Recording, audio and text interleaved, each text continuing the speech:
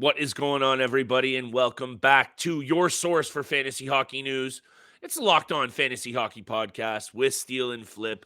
We are back, baby, with another jam-packed episode full of all the fantasy takes and news that you need, including a special focus on Keeper Dynasty Leagues today. Thank you for joining us. Let's get this money. You're Locked On Fantasy Hockey, your daily podcast on fantasy hockey. Part of the Locked On Podcast Network, your team every day.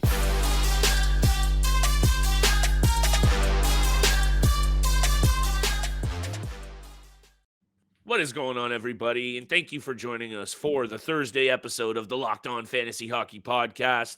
And thank you for making us your first listen every single day. Steele and I are here for y'all, and hopefully we've seen the comments, but hopefully everyone out there has made a little bit of money this year tuning into this podcast, and we are just getting warmed up, baby, including on today's episode. We got big-time bets ready to go for Thursday's board, Steele. A juicy one, honestly. I believe, what are we at here? 11 game betting board. We got picks out the door. And today we're taking a look. We're having a casual conversation. We're going to talk about our fantasy leagues, our fantasy teams, and a focus on Keeper Dynasty with how we are doing, how I'm doing, and some players that I think some GMs can really get under the radar and set yourself up nicely for next season. And that's where I want to start today's conversation, Steele. How has your year been overall? I know you were a new joiner to the Keeper Dynasty side of things. You've been doing fantasy for a number of years. How's it going? What's your takes? Hit me with what you're seeing, because I also have a recent trade that I made right ahead of the deadline in my league that I want your take on. So how are you doing? What's your feeling on these Dynasty leagues? Yeah, I'm in three different leagues right now. The one that I've been a part of for the last decade it's the first time I'm missing the playoffs, so that one stings a little bit. Then we've got our fan listener league as well, and that one I'm doing okay. Sixth place right now. Last week before the playoffs start in fantasy league, but the Keeper Dynasty league is actually the one that I'm most excited about. It's my first year being in this Keeper Dynasty league, and just kind of going through the process of actually having draft picks. I'm figuring out which players I'm going to be keeping for next year. I believe we're able to keep 6 players. Our playoffs actually just started this week as well. I ended up finishing. I ended up finishing in 7th place, so it wasn't too bad. I think it was like a 11-11 record overall, so I finished at 500 win percentage. But that's the difficulty thing right now. I'm in the playoffs. I'm going up against the second best team in the fantasy league, and I'm also trying to process of who I want to keep on my team for next year. I've also acquired a lot of first and second round picks. So I love my spot I'm in. I'm actually in the lead right now in the matchup, but I've got a couple players that, there's some obvious keepers that I'm keeping. Jason Robertson is one of them. Mika Zibanejad is one of them that I'm obviously keeping. I'm throwing my goalies out the window. I'm not keeping any of those guys, but I do want to ask you this before, we go over to your trade. I've got Patrick Kane. I've got Bo Horvat, who I've been kind of tossing and turning. Do I keep both those players? Patrick Kane, I'm leaning towards yes, because he's on the New York Rangers now, and he's back with the Breadman Artemi Panarin. And then Bo Horvat, he's just had such an unreal season, but can he keep that going next year, with the New York Islanders? Hopefully Matthew Barzal is, obviously he's going to be healthy for next season as well, but can he continue that success next year? So I'm on the fence with Bo Horvat right now. Honestly, Steele, that's a tricky situation for a couple of reasons, because I believe, is Patrick Kane's contract up at the end of this season or next season? It's either the end of this season or next season. It's one of those, but even if it is up at the end of this season, I think he'll still re-sign with the New York Rangers. They'll have to play around with the money a little bit. They'll have to play around with the money. But it's most likely that he re-signs with the Rangers. I don't know where else he would want to re-sign, or which team he would want to sign with. Yeah, no, for sure. And I guess that's just kind of where I'd be tied to with, if he stays in New York with Breadman. We've seen the connection that those two have, and it's actually really special. And to see it translate over to different franchises and actually different conferences and totally different styles of play, I would definitely consider keeping Kane. He is a unrestricted free agent at the end of this season, Steele. Shout out to Cap Friendly. So that would make me a little wary, just a little bit. But sorry, Kane, and what was the other option? Bo Horvat. See, here are my Yeah. here are like the 7 to 8 because we're only allowed to keep 6 players. So I'm trying to figure Oh, out really? who My I'm. keeper league, Yeah, we keep 12. well, you keep. Yeah, I think it's only 6 for the first year, and then next year I think it goes up to 8, something along those lines. And Okay. it's our first year Okay. doing this league, but I've got Claude Giroux. He's been absolutely fantastic. Obviously, Jason Robertson, I'm keeping him. I've got Jake Guentzel. I'm probably keeping him as well. I've got Andre Kuzmenko on my team. I picked him up off the waiver wire the other day, so he could be another keeper potentially. Yeah.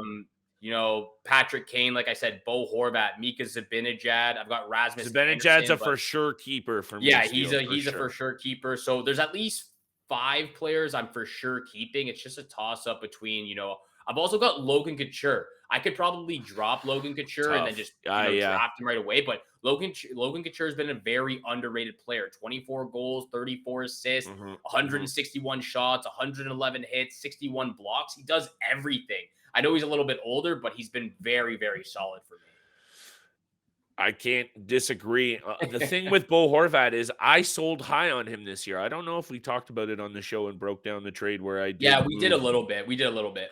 So, like, for me, when a guy steps out like Bo Horvat, it's usually I look at it, can he replicate the best season that he has ever had when you have not been there before? Bo Horvat is just one of those guys, though, that you and I can agree he is a good player in all aspects of hockey.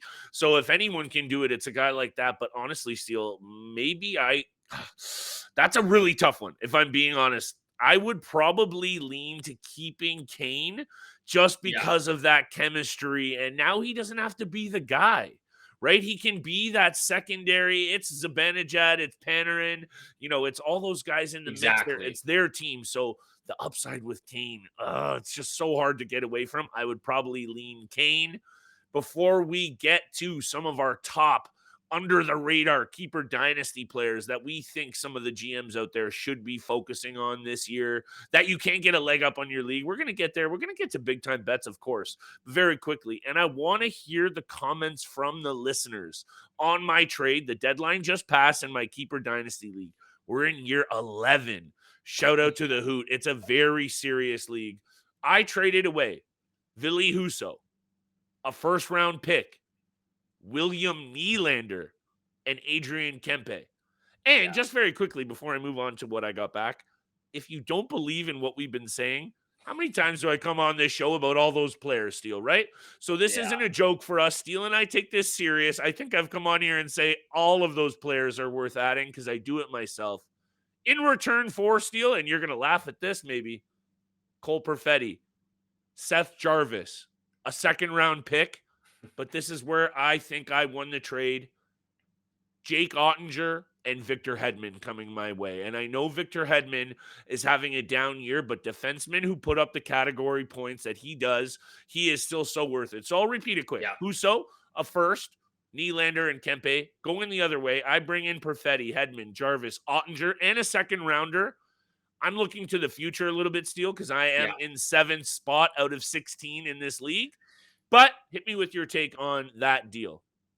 Yeah, look, obviously you're getting those 2 young boys of yours, Seth Jarvis and Cole Perfetti. I think it's a little for me, it's a little tough just because, losing a guy like William Nylander and a guy like Adrian Kempe, who you've been so high on for the last year as well. Yeah. 2 goal scorers, 2 guys that are like really just blossoming in their career right now. So it's tough to lose those players. And I know you and I have talked a lot about Ville Husso and how great he's been, and obviously kind of taking the reins over. Though. Growing pains, a little bit of growing pains, because obviously it's still a rebuilding team for the Detroit Red Wings. Right. But that's the where you win, I think. You get Jake Ottinger in return. He's an absolute stud. So you get Jake Ottinger, the better goalie in this deal. You get a second round pick. You get 2 young studs. I think again, you're looking to the future. I'm not sure how long it takes for Cole Perfetti and Seth Jarvis to really get there. I think overall it's a pretty fair. I think it's a pretty fair trade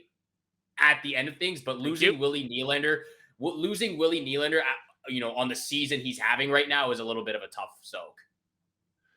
Sell high for me again, Steele. And Yeah. look, sometimes in fantasy leagues, and this is what I was thinking about when I was coming on to today's show, is you have to remember what you gave up to get some of these players, right? Yeah. Like, how much are you invested? Because in these leagues, if you have sold off some picks, you've sold off some, because even in my league on Fantrax, we use Fantrax as the platform. You can not only trade picks and players, you can trade your auction dollars, your free agent budget dollars Mhm. in these deals. So if you really invested into players, that makes it harder. To me, I got Adrian Kempe in a late round 2 drafts ago. I'm okay to let him go as a part of this package. I'm taking a risk on 2 young players that I think are right there on the cusp. One of the best goalies in the league, and Victor Hedman. Bounce back year coming up. That's what I'm banking on. Risky though, Steele, and that's what you have to do in these leagues. Bets Yeah. coming up.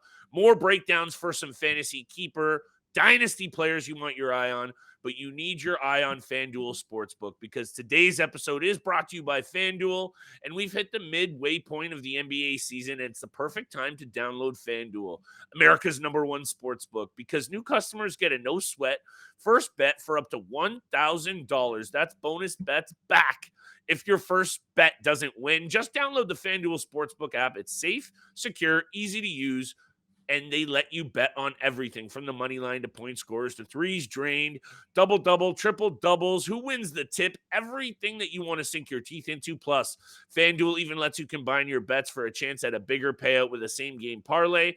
Don't miss your chance to get your no sweat first bet for up to $1,000 in bonus bets when you go to FanDuel.com/locked on. That's FanDuel.com/locked on. Make every moment more with FanDuel, official sports betting partner of the NBA.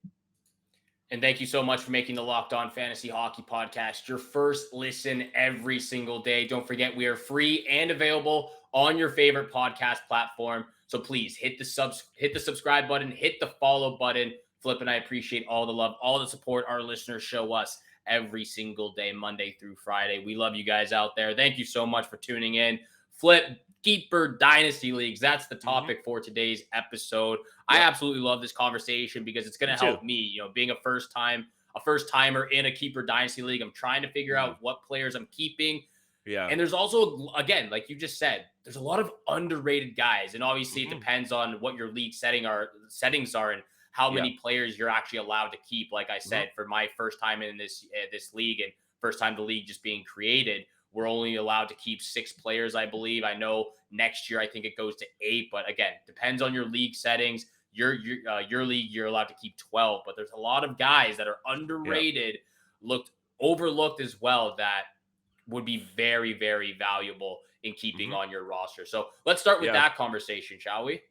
I would love to, because sometimes, and I think this is the angle that's perhaps most important for GMs that are in this position, there's a lot of guys and girls and people out there that are going to be out of the running, right? You're done. So now you need to really focus on optimizing your roster for next season. And I've mentioned, every league is a bit different. My cutoff for trades and ads was just this past Sunday. So it's depends on what you can do, basically. But if there's an opportunity that you can go out there and add some guys that are going to, I think, explode next season, you're going to get the leg up on at least hopefully moving up in that league. I don't know if you're going to go from the bottom to the top in 1 year. It's tough to do. But I'm looking at a few guys, Steele, under the radar, and I'm actually going to start with someone who is more of a name. And let me explain why I think if you can, and probably depending on how many teams are in your league, it'll be tough. Carter Hart. It was said today by Elliot Friedman that Carter Hart is going to be out there for trades this offseason. Wow. And that makes my sensors go off. And that's Elliot Friedman of Sportsnet. So that's a legitimate rumor. If Carter Hart gets to go to a situation with even, I'm going to say any team he goes to is going to be a better defensive team than the Flyers, even though they have played a lot better. I think keeping Carter Hart where you might not have kept him before if you have a really good goaltender or two, to me now, Steele, Carter Hart, after that news that came out today, that makes him a very intriguing keeper dynasty piece, because I haven't even thought about what teams, maybe throw it around for a second. How about the Ottawa Senators, who badly need a goalie? How about that for a little tidbit there? I'm just saying, he goes to a good team. Carter Hart immediately goes into the top 15 in fantasy goalies, maybe top 10, because I like this kid a lot. Yeah, and I did hear that the other day that the Philadelphia Flyers are waiting until the offseason to really start being aggressive with some of their with some of their trades and moves for the future. And obviously, everyone knows now Chuck Fletcher was just fired the other day. Gonzo. Yeah, Gonzo. Daniel Briere, a good old Philadelphia Flyer player in the past. He's taken the interim general manager role right now. So I'm excited to see if Carter Hart is on the move. Then that would be very, very interesting. I'm trying to pull up their I thought you'd like that their one. goaltending prospect. Yeah, I'm trying to pull up their goaltending prospects right now, and what they've got on the season. Look, there's Samuel Urson. Yeah, there's Samuel. Well, Urson they had that kid. Who was that kid that went? Yeah, Urson. Yeah, there you go. Yeah, Samuel Urson, and they've got Felix Sandstrom. Those two goalies. I know they've really liked Urson. Yeah. Urson's played okay, but Sandstrom is a 1-10-1. Yeah. So I don't know. If they do end up trading Carter Hart, I'm not sure what their goalie prospect situation is going to look like, but they could probably get a fair amount. Blow it up, Steele. Yeah, they're going to have blow to. It all the up, team. This is what I told you, John. It's the John Tortorella effect. It's the John Tortorella effect. This is what he does to teams. Yeah, let's not go down. We're having a positive episode. Yes, that's true. We're having a positive episode. We don't need to go to the Tortorella vibes. If you don't mind, though, and I'm going to just let you reel off your guys in a sec, because I do have a player from this team. Don't mind, let me hit you with my take on this guy very, very quickly. What I've seen from Noah Cates, and I know you and I have never spoken about this player together, a sneaky player for me. 27 goals, 27 points in 67 games, and he just looks really good, Steele. And he's up there, I think, this year in rookie scoring. He's 27 points. I know he's in the top 10 and so far back from Beniers and McTavish, but he's in the top 10 in rookie scoring, and I don't think anyone's giving this kid any love. And there's going to be a bound of opportunity for this guy in Philadelphia. I like his game. That's another guy I just wanted to mention. If you're looking for a little roll of the dice on a young player, thank me next year when this guy's got 60 points. Just throwing that out there. Look, there's a lot of guys on the Philadelphia Flyers that I like. We've talked about Morgan Frost a little bit. I know you really like Owen Tippett as well. Owen Tippett is a guy. Tippett is a guy I'm looking at for next season's draft. In the later stages, even a guy like Scott Lawton, who I didn't think would be that much of a difference maker this year, but he has been a difference maker. I know obviously the Flyers are still a very bad team, but he's been one of the highlights of their team along with some of those other guys. So a couple of young guys on the Flyers right now that I'm going to keep my eyes on for next year's fantasy draft. But Noah Cates as well, like you said, a guy who's kind of been slipping under the radar. And, now that we're talking about him, definitely going to keep an eye on him too. Appreciate that. And there is one more player, if you're okay with it. And it's kind of funny because sometimes when you look at players who come up in the NHL and they have the same last name, so Lucas Reichel, his uncle, Robert Reichel, Toronto Maple Leafs fans will remember him. This is just a guy, though, Steele, and I don't know why no one is really talking more about him. To me, he has 46 points in 51 games in the AHL this season for Rockford. Yeah. And in 11 games, he's already been effective for the Blackhawks at the NHL level, putting up 2 goals and 4 assists. Again, this is the guy who jumped right to the top of my list. So I know Noah Cates is a bit on the peripheral, and Carter Hart will be tough to keep if you have another couple of goaltenders. But to me, Lucas Reichel, if you have a minor slot, that was the other thing I wanted to mention. In my keeper league, you have 3 minor eligible slots. Yeah. So if a guy is projected to be in between or maybe not play a full season, Lucas Reichel is the perfect guy for that slot. I don't know, Steele. 17th overall. I think this guy is going to be a sniper in the NHL, and I really, really think the Chicago Blackhawks are going to be invested in this guy and put some good pieces around him over the next couple of years with all these draft picks they're going to get. Yeah, hey, look, he's got 6 points in 11 games this year for the Chicago Blackhawks as well. So he's making a little bit of a, taking a step forward. A guy on the Chicago Blackhawks who I really like is Taylor Radish as well. He's had a very decent season, up to 20 goals, 33 points on the season. He's 25 years old, so a little bit, I guess, a little bit older than some of those younger guys, but he actually, it's funny, he actually leads the Chicago Blackhawks in points now, obviously after trading Patrick Kane and Max Domi, but leads the team with 33 points. That's how bad the Chicago Blackhawks have had it this season. Yeah, good for good for him. And Taylor Radish, though, is going to be a valuable piece. And don't sleep on some of these situations Yeah. with teams that, yeah, they're awful.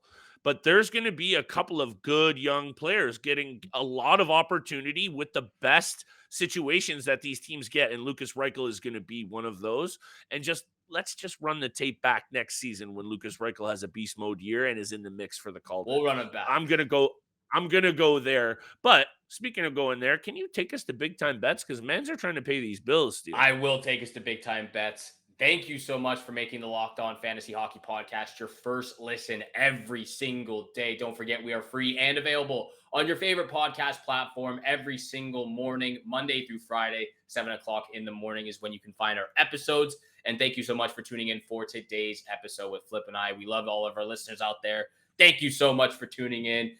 Flip, real quick, before we do get to big time bets, I do want to skim over to our fan listener league. Was hoping we weren't going to do that, but okay. We're going to skim by it real quick, but we got to shout out to some of these guys because we're in the last week. We're in the last week of the regular season. Next week, the playoffs start.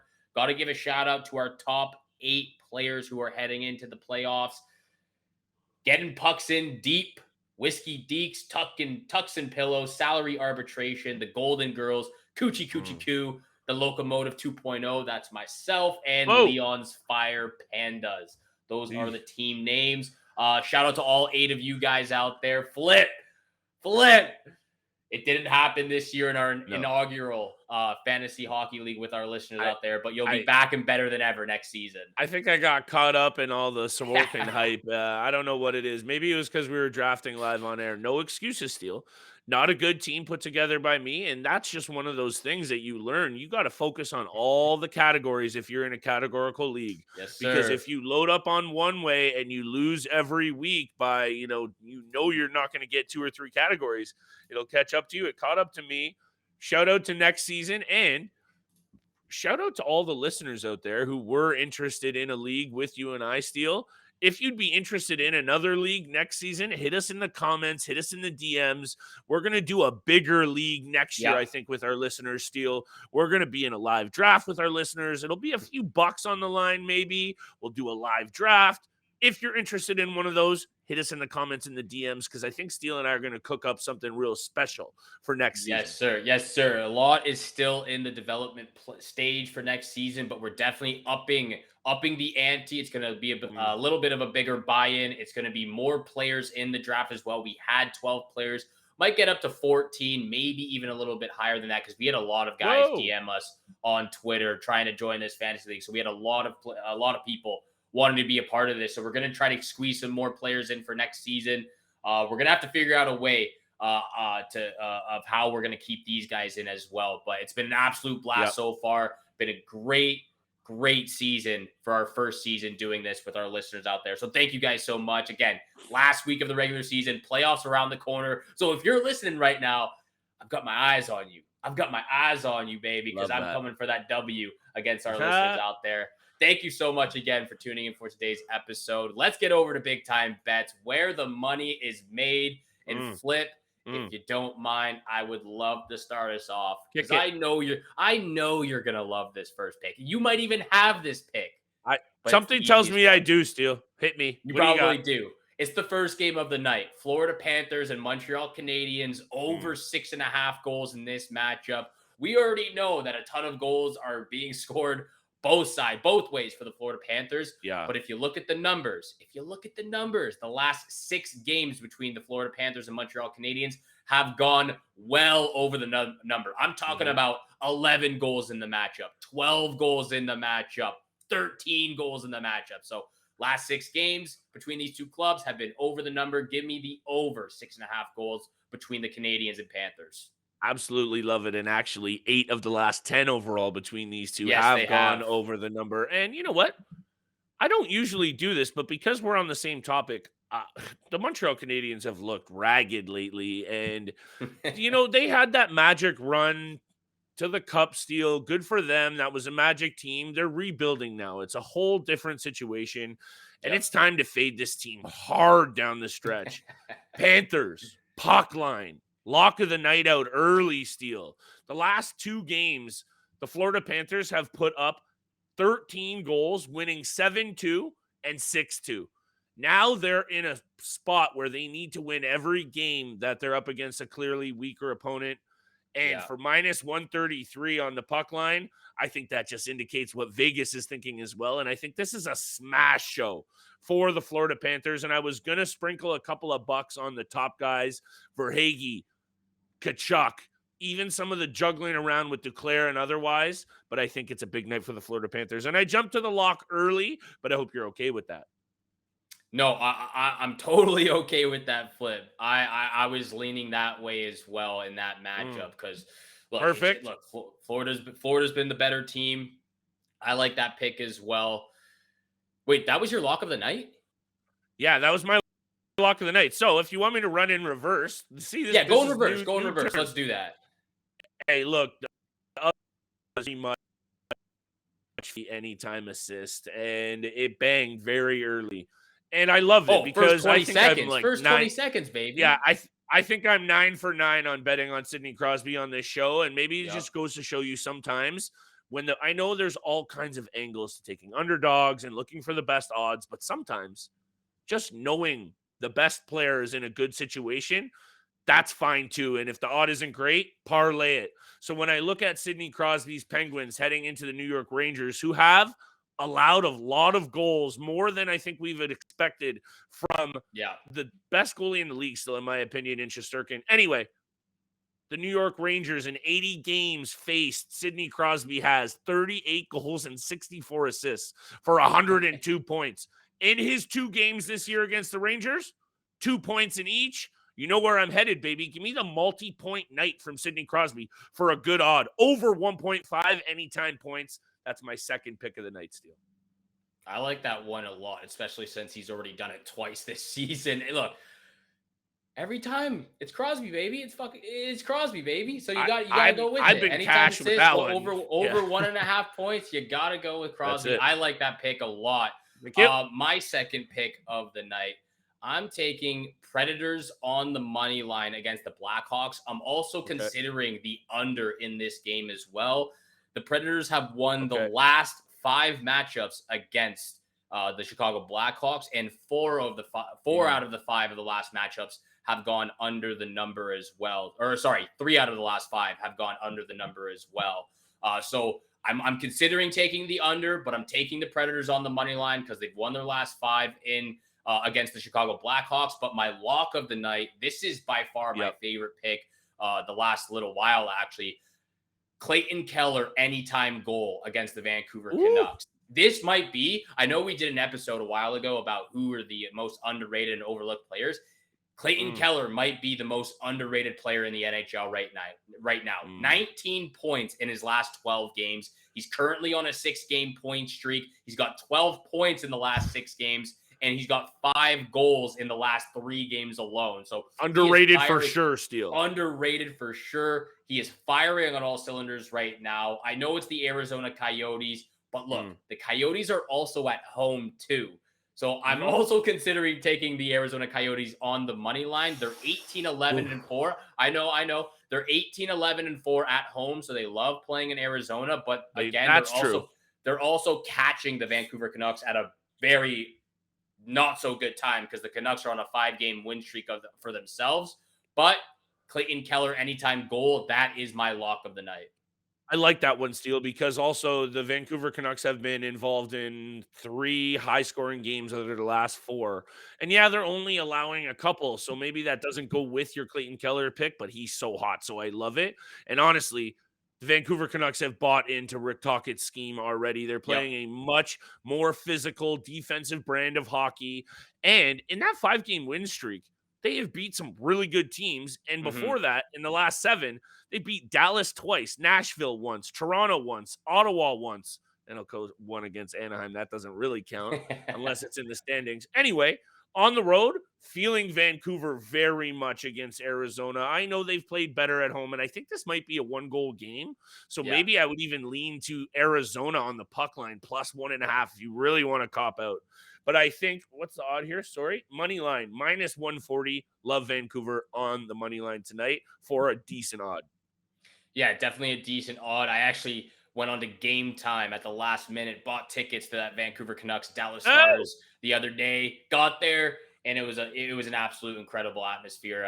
It's good to yes. see that the Canucks fans are kind of turning to things. Obviously, it's been a very terrible season, but Thatcher Demko's back. He's playing great hockey. The team overall, like you said, are buying into Rick Tocchet's scheme and play-by-play going forward for the Vancouver Canucks. So it was a great atmosphere to be in there. Great game to watch as well against the Dallas Stars.